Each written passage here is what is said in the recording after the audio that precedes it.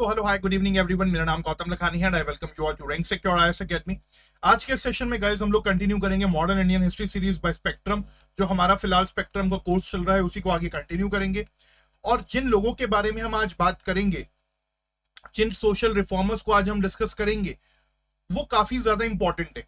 उन्होंने सोसाइटी के लिए बहुत कुछ किया।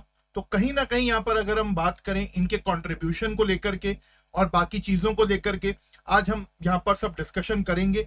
बात करेंगे ईश्वर चंद्र विद्यासागर जी के बारे में, जिन्होंने विडो रीमैरिज को लेकर के और गर्ल्स एजुकेशन को लेकर के काफी कुछ यहाँ पर किया। साथ ही साथ यहाँ पर हम लोग बात करेंगे परमहंस मंडली की। देखेंगे कि कैसे इन्होंने ह्यूमैनिटी को प्रमोट करा, किस तरीके से कास्ट डिस्क्रिमिनेशन के खिलाफ आवाज उठाई।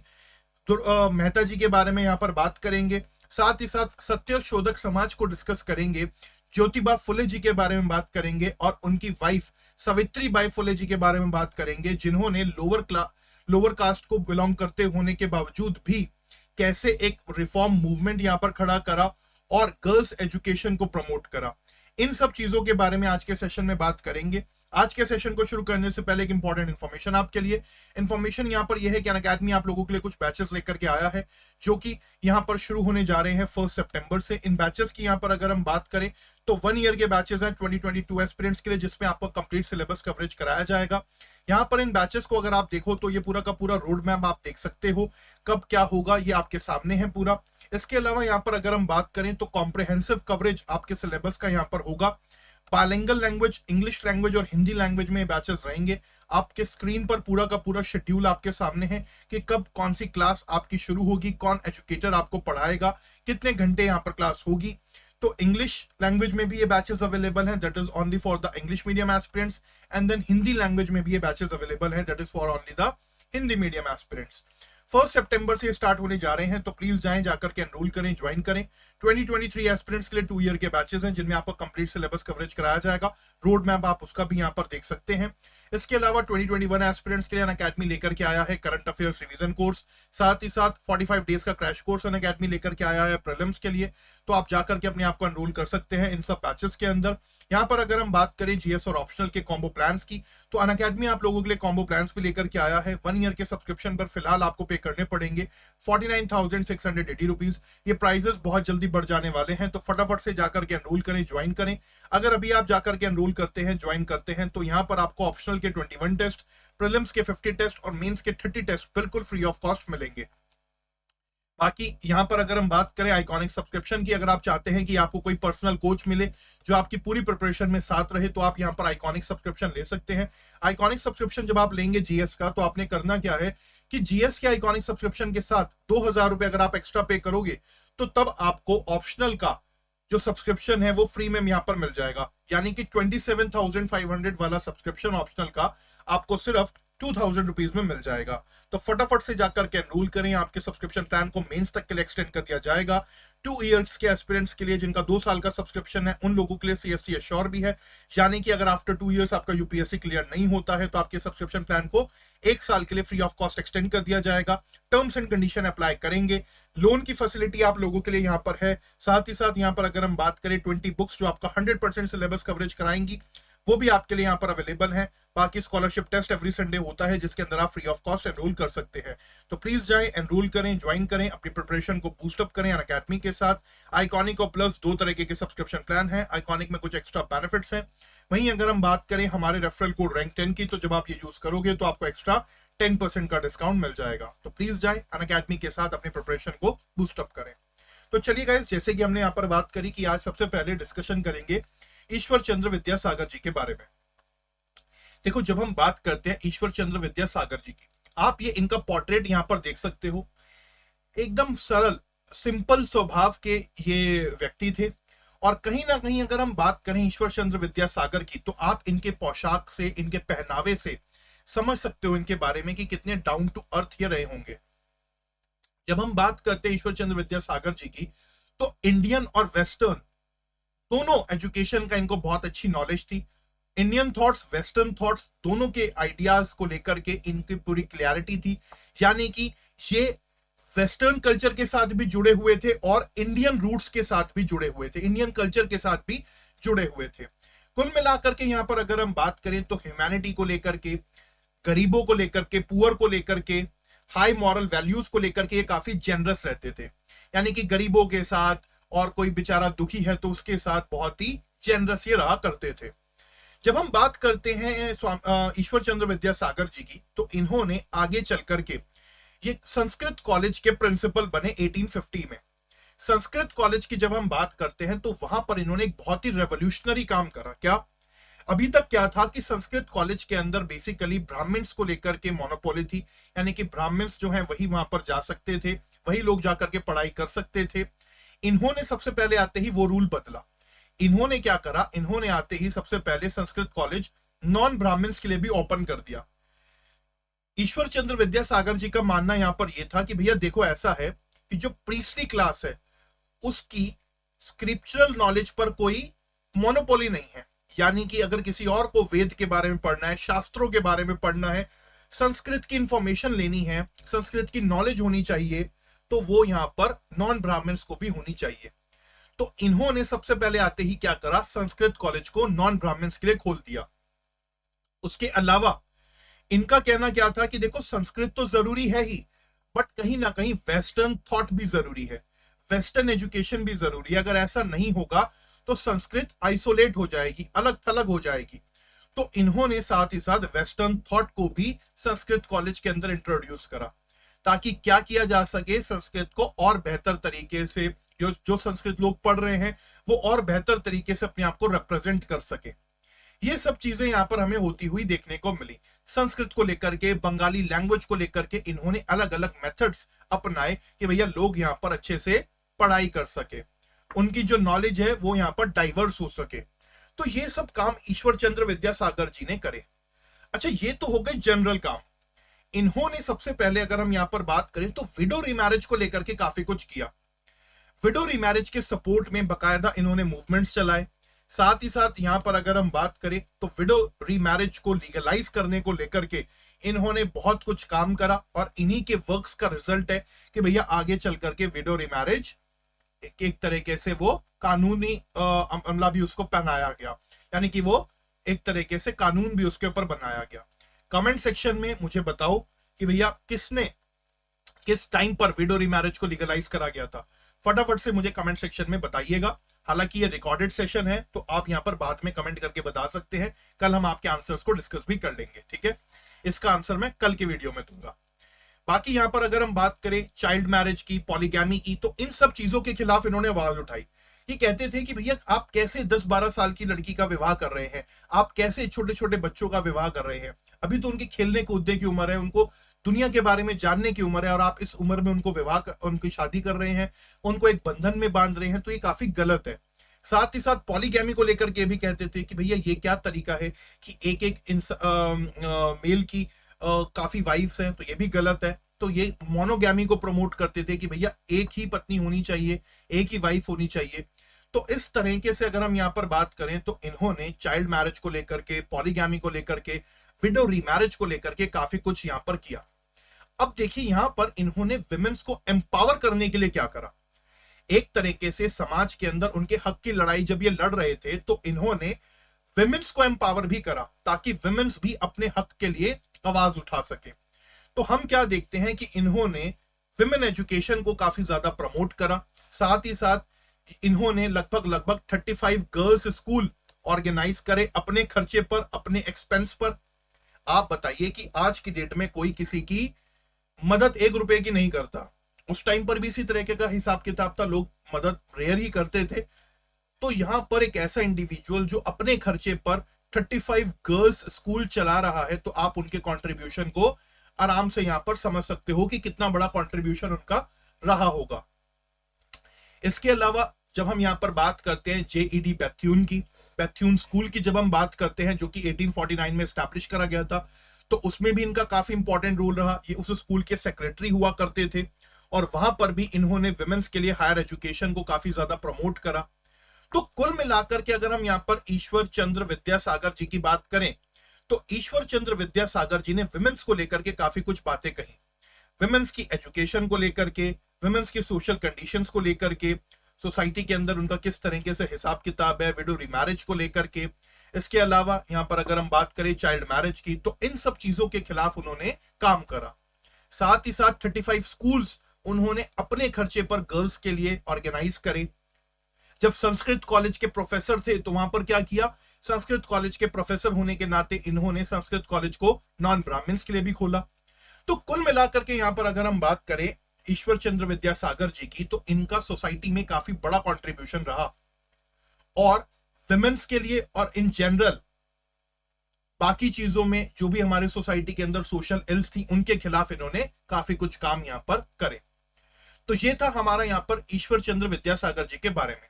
क्वेश्चन मैंने आपसे यहां पर क्या पूछा है कि आप मुझे कमेंट सेक्शन में बताएंगे कि in which year widow remarriage was legalised. आप ये मुझे यहां पर कमेंट सेक्शन के अंदर बताएंगे कि इसको लेकर के कानून कब पास करा गया था। अगले टॉपिक पर आते हैं।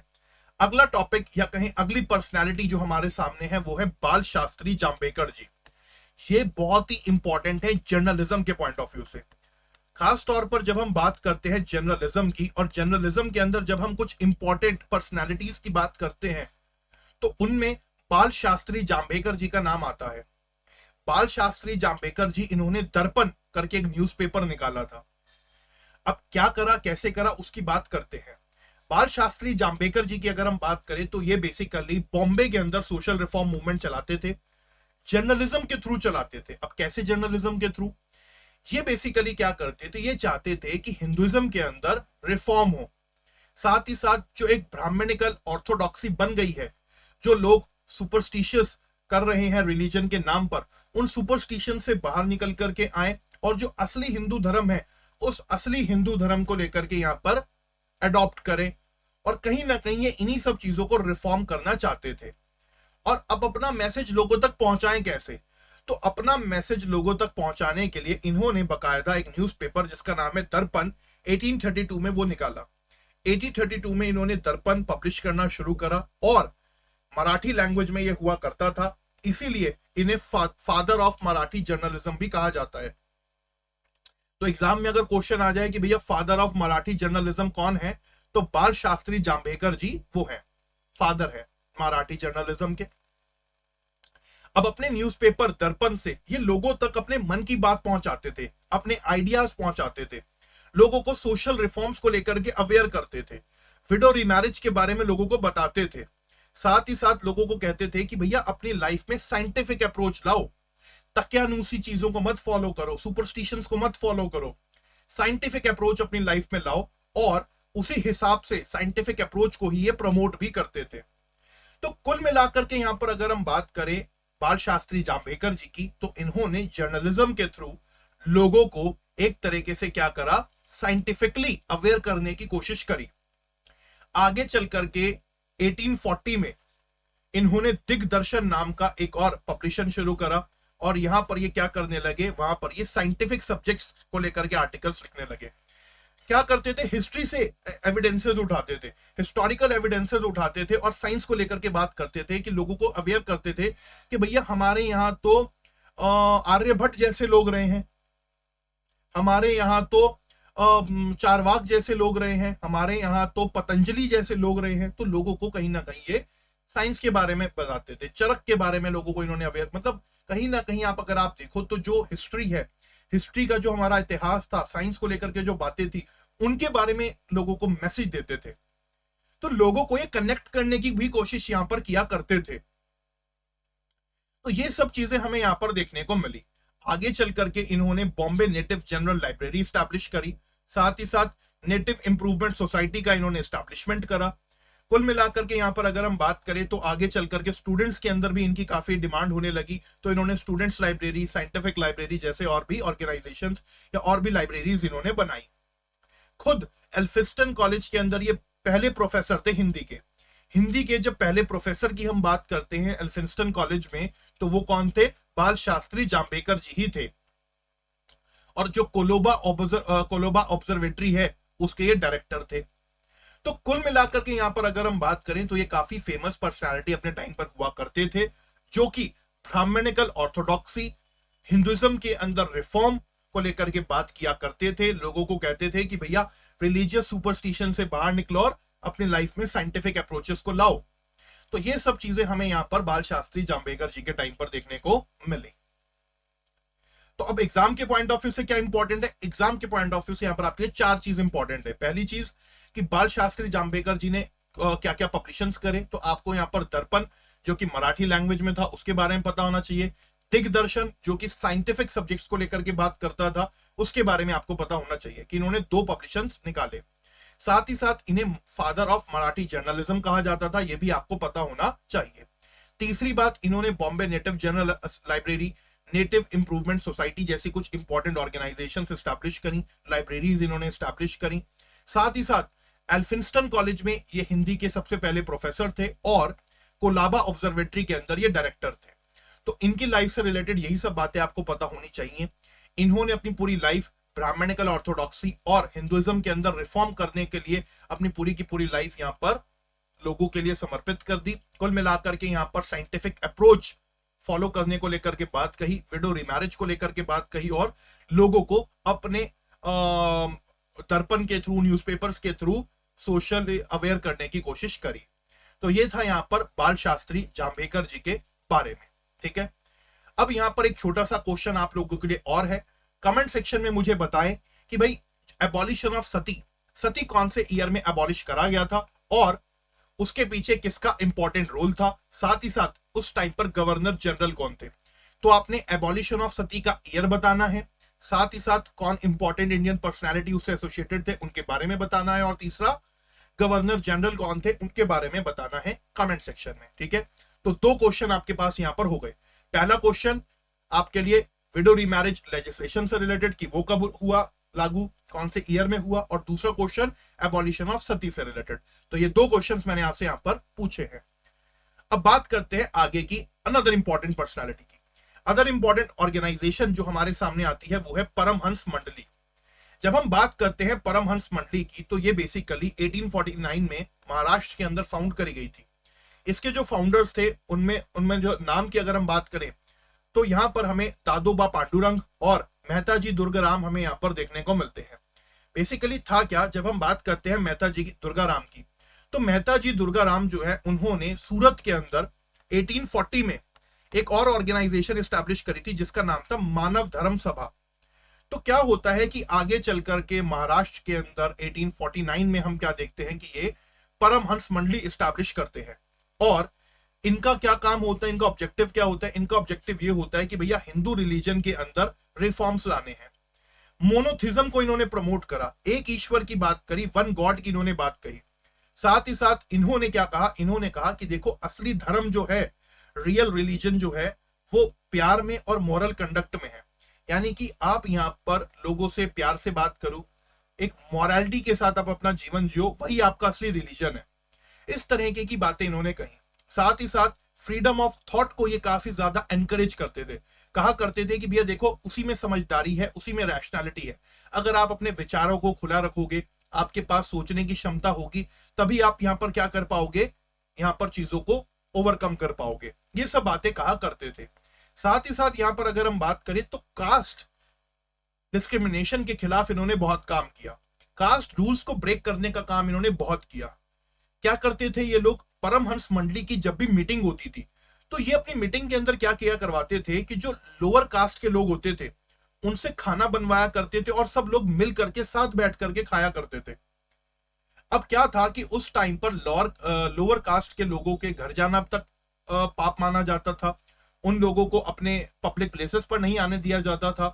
तो उन सब के बीच में ये क्या कर रहे हैं, लोअर कास्ट पीपल से खाना बनवा रहे हैं और उन्हीं के साथ बैठ करके अपनी मीटिंग्स में खाना खा रहे हैं।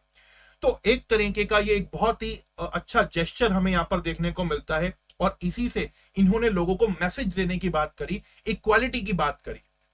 इक्वालिटी का मैसेज इसी तरीके से इन्होंने दिया। साथ ही साथ विडो रीमैरिज, विमेन एजुकेशन जैसी और भी इंपॉर्टेंट चीजों को इन्होंने एडवोकेसी करी। साथ ही साथ पूना, सतारा, महाराष्ट्र के अदर पार्ट्स में भी इनके ऑर्गेनाइजेशन हमें काम करती हुई देखने को मिलती है। तो कुल मिलाकर के यहां पर अगर हम बात करें तो हिंदुइज्म के अंदर रिफॉर्म, ह्यूमैनिटी, तीसरा कास्ट डिस्क्रिमिनेशन के खिलाफ आवाज उठाना, और चौथा विमेन एजुकेशन और विमेन रीमैरिज को लेकर के यहां पर बात करी गई। एग्जाम के पॉइंट ऑफ व्यू से क्या इंपॉर्टेंट है? एग्जाम के पॉइंट ऑफ व्यू से आपके लिए इंपॉर्टेंट है कि भैया जो परमहंस मंडली थी उसको दादोबा पांडुरंग और मेहता जी दुर्गराम जी ने एस्टैब्लिश करा था, फाउंड करा था। साथ ही साथ ये जो परमहंस मंडली है, ये लोग मोनोथिज्म की बात करते थे, religion on love and moral conduct की बात करते थे, फ्रीडम ऑफ थॉट की बात करते थे, लोअर कास्ट के इक्वालिटी की बात करते थे, कास्ट डिस्क्रिमिनेशन के खिलाफ थे, विडो रीमैरिज और विमेन एजुकेशन जैसी चीजों को प्रमोट करते थे। तो ये सब बातें आपको परमहंस मंडली के बारे में पता होनी चाहिए, ठीक है। तो ये था हमारा यहाँ पर परमहंस मंडली के बारे में। अब देखो, जैसे कि आपको पता है कि ये रिकॉर्डेड सेशन है, ठीक है, लाइव क्लास नहीं है, तो मैं आप लोगों के डाउट्स कमेंट्स नहीं ले सकता। कमेंट सेक्शन में कोई भी डाउट हो तो मेरे को बता देना कि हाँ ये डाउट है हमारा। डाउट नहीं है, चीजें क्लियर है तो कमेंट सेक्शन में बता दे, ये भी बताना कि सब कुछ क्लियर हो गया। बाकी वो मैं आपसे कल के सेशन में पूछ भी लूंगा, कोई डाउट होगा तो कल के सेशन में डिस्कस भी कर लेंगे। अब बात करेंगे सत्यशोधक समाज की, ज्योतिबा फुले और उनकी वाइफ सावित्रीबाई फुले जी की बात करेंगे और देखेंगे कि कैसे उन्होंने यहाँ पर कंट्रीब्यूशन करा। उनको डिस्कस करने से पहले एक छोटी सी इंफॉर्मेशन आपके लिए, आपकी काम की न्यूज यहाँ पर यह है कि देखिए, अगर आपकी कोई भी इंक्वायरी है यूपीएससी प्रिपरेशन से रिलेटेड, अनअकैडमी सब्सक्रिप्शन से रिलेटेड, तो आप हमें इस गिवन नंबर के ऊपर कॉल या व्हाट्सएप कर सकते हो। साथ ही साथ हमारे टेलीग्राम और फेसबुक चैनल पर भी जुड़ सकते हो, जिनका लिंक नीचे डिस्क्रिप्शन में आपको मिल जाएगा। जब आप यूज करेंगे हमारा रेफरल कोड रैंक 10 तो आपको एक्स्ट्रा 10% का डिस्काउंट मिलेगा अनअकैडमी सब्सक्रिप्शन पर। साथ ही साथ जो भी हमारे स्कॉलरशिप टेस्ट है जो अनअकैडमी एवरी संडे कंडक्ट कराता है, एक्स्ट्रा क्विज आपके लिए कंडक्ट कराता है, उसके अंदर भी आप फ्री ऑफ कॉस्ट एनरोल कर सकते हो। चलिए अब बात करेंगे ज्योतिबा फुले और सत्यशोधक समाज की। देखिए, जब हम बात करते हैं ज्योतिबा फुले की, तो ज्योतिबा फुले जो है वो माली कम्युनिटी से बिलोंग करते थे, यानी कि गार्डनर्स की कम्युनिटी से बिलोंग करते थे। आप सबके घर भी माली आते होंगे, गार्डनर आते होंगे, तो उन्हीं की कम्युनिटी से ये बिलोंग करते थे। महाराष्ट्र सातारा के अंदर इनका जन्म हुआ था और इन्होंने जो मूवमेंट खड़ा करा वो अपर क्लास या कहीं अपर कास्ट डोमिनेशन के खिलाफ खड़ा करा। ब्राह्मणिकल सुप्रीमेसी के खिलाफ इन्होंने आवाज उठाई। ये खुद एक लोअर कम्युनिटी को बिलोंग करते थे, लोअर क्लास को बिलोंग करते थे, और इन्होंने उसी डिस्क्रिमिनेशन के खिलाफ आवाज उठाई। अपर कास्ट का जो डोमिनेशन था, ब्राह्मण्स के अंदर जो सुप्रीमेसी थी, उसको इन्होंने चैलेंज करा। और ये सब करने के लिए इन्होंने सत्यशोधक समाज करके एक ऑर्गेनाइजेशन एस्टैब्लिश करी 1873 में। सत्यशोधक समाज माने की ट्रुथ सीकर सोसाइटी, ठीक है, यानी कि वो सोसाइटी जो सत्य ढूंढ रही है, सर्च ट्रुथ की तलाश में है। तो ट्रुथ सीकर्स सोसाइटी इन्होंने एस्टैब्लिश करी। सबसे बढ़िया बात यहाँ पर क्या है कि ये इनकी जो सोसाइटी थी, इसके अंदर जितने भी लोग थे वो सब बैकवर्ड क्लासेस से ही थे। माली हो गए, तेली हो गए, कुंभी हो गए, सारी हो गए, दंगर हो गए, यही सब लोग इनकी समाज, इनकी सोसाइटी के अंदर हुआ करते थे। अब इन्होंने जो सोसाइटी बनाई, इनके मेन एम क्या थे? इनका मेन एम ये था कि भैया हमें बैकवर्ड क्लासेस के अंदर सोशल सर्विस करनी है, उनका अपलिफ्टमेंट करना है। दूसरा कि भाई एजुकेशन को ज्यादा से ज्यादा स्प्रेड करना है, एजुकेशन को ज्यादा से ज्यादा बढ़ाना है, विमेन और लोअर कास्ट तक एजुकेशन पहुंचानी है। ये सब काम इनके हुआ करते थे। और साथ ही साथ अपने मैसेज इन्होंने लोगों तक पहुंचाए। सार्वजनिक सत्य धर्म करके ये कुछ इन्होंने चीजें लिखी। साथ ही साथ गुलामगिरी करके इनकी एक बुक भी है जो इन्होंने लिखी। इनकी बुक से, इनके जो भी राइटिंग्स थी, उनसे कॉमन पीपल को काफी ज्यादा इंस्पिरेशन मिली। कॉमन पीपल को इन्होंने चीजों के बारे में अवेयर कराया। Brahminical supremacy, upper caste domination के खिलाफ आवाज उठाई।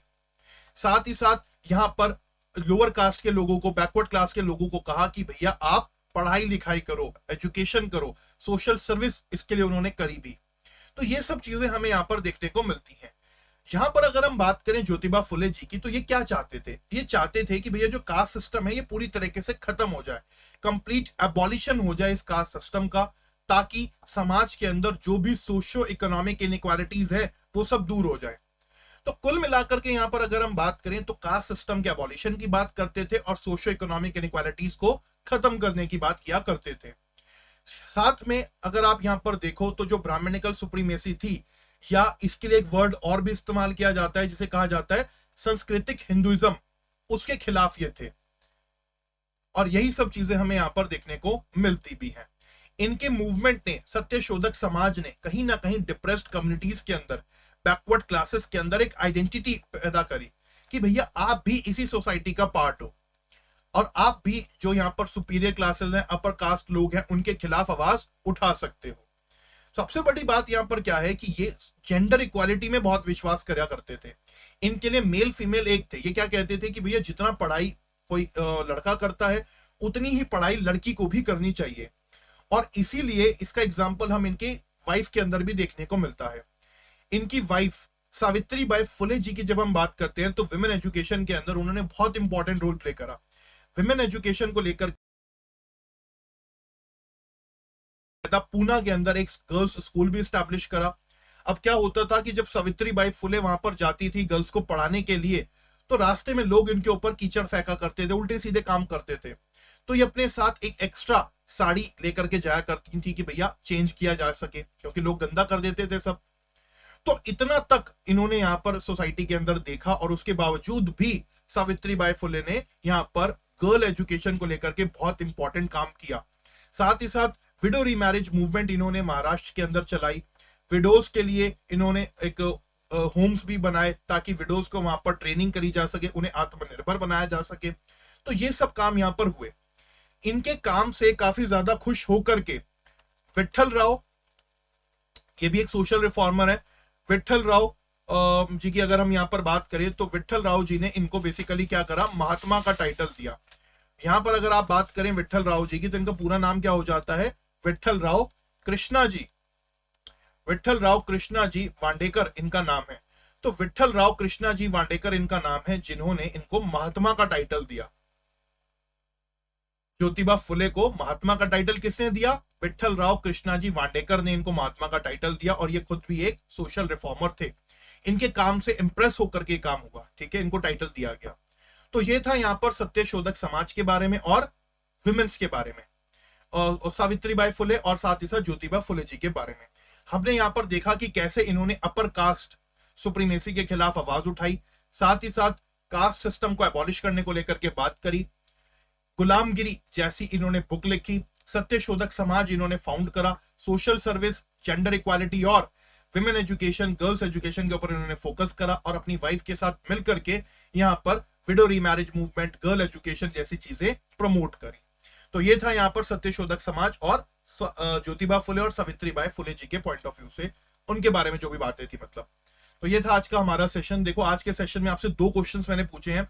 एबॉलिशन ऑफ सती के बारे में पूछा है कि भैया बताना एबॉलिशन ऑफ सती का ईयर कौन सा है, कब ये कानून पास हुआ था, साथ ही साथ इंडियन रिफॉर्मर कौन है इनसे रिलेटेड, और उस टाइम पर गवर्नर जनरल कौन थे जब ये कानून बनाया गया। इसी तरीके से विडो रीमैरिज को लेकर के भी यही चीजें आपको मुझे कमेंट सेक्शन के अंदर बतानी है, ठीक है। कमेंट सेक्शन में आपको बतानी है यही सब चीजें, कौन से ईयर में लागू हुआ, किस और क्या नाम है, गवर्नर जनरल कौन थे उस टाइम पर। तो ये सब मुझे बताना है कमेंट सेक्शन में। साथ ही साथ कोई डाउट हो तो वहां पर पूछ लेना। अदरवाइज आज के सेशन में इतना ही। आज के सेशन को यहीं पर एंड करते हैं। So thank you everyone for watching this session. जय हिंद, जय Bharat, thank you so much.